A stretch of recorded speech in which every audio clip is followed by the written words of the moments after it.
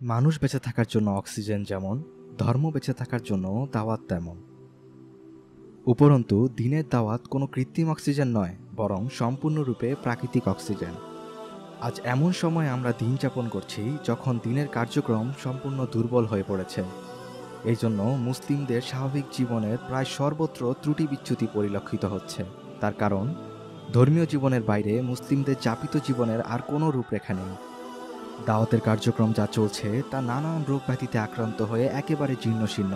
অথচ দাওয়াতের বিভিন্ন পদ্ধতি রাসূল সাল্লাল্লাহু আলাইহি ওয়াসাল্লামই চালু করে গেছেন। কিন্তু সে কথা ভুলে গিয়ে আমরা নিজেদের গৃহীত পদ্ধতিকেই একমাত্র সঠিক সাব্যস্ত করছি এবং অন্য পদ্ধতির খুঁত খুঁজে বেড়াচ্ছি। পরিণামে হিংসা বিদ্বেষের মতো আমল বিধ্বংসী নানা রোগে আক্রান্ত হচ্ছি।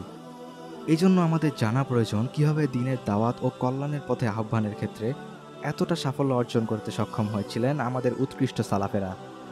বরং বলা ভালো, কিভাবে সক্ষম হয়েছিলেন আবু বকর, কিভাবে সক্ষম হয়েছিলেন ওমর, কিভাবে সক্ষম হয়েছিলেন উসমান, আলী, তালহা ও অন্যান্য সাহাবায়ে কেরাম রাদিয়াল্লাহু আনহুম আজমাইন।